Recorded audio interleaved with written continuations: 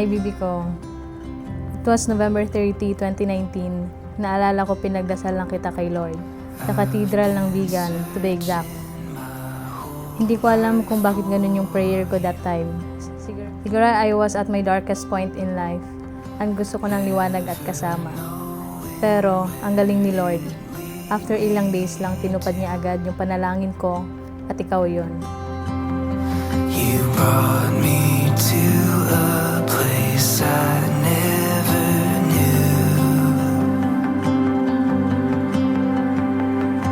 Every moment still a mystery. Akala ko nung una ay hindi mo mapapansin ang aking chat na congrats sa'yo.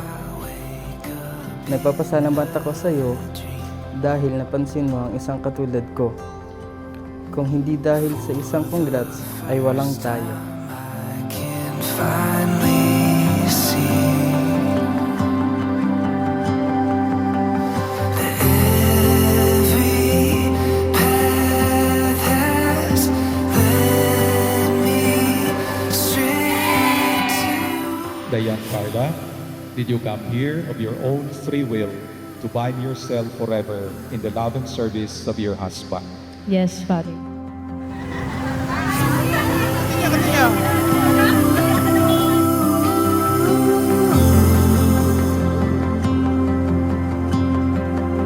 I jump back into every memory.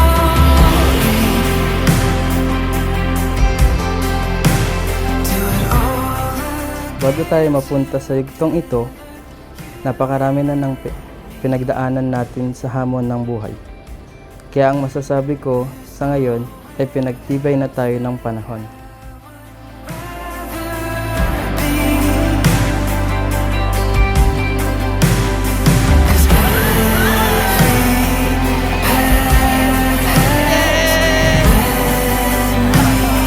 straight to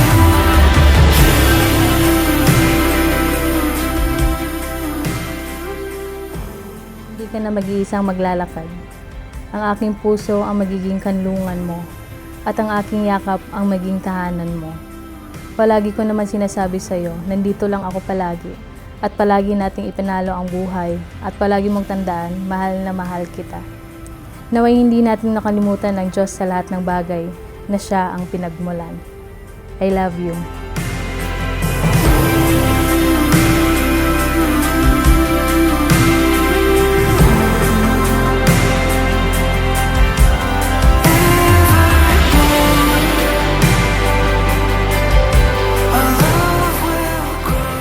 Ronald, did you come here of your own free will to bind yourself forever in the love and service of your wife?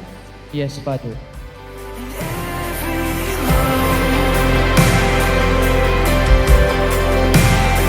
has led me straight to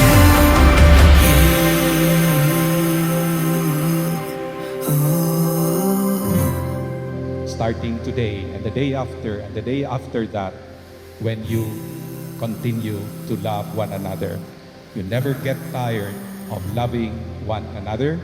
And in fact, my hope and prayer that you will continue to find it very, very joyful and personally fulfilling to continue loving that person beside you right now. Ooh.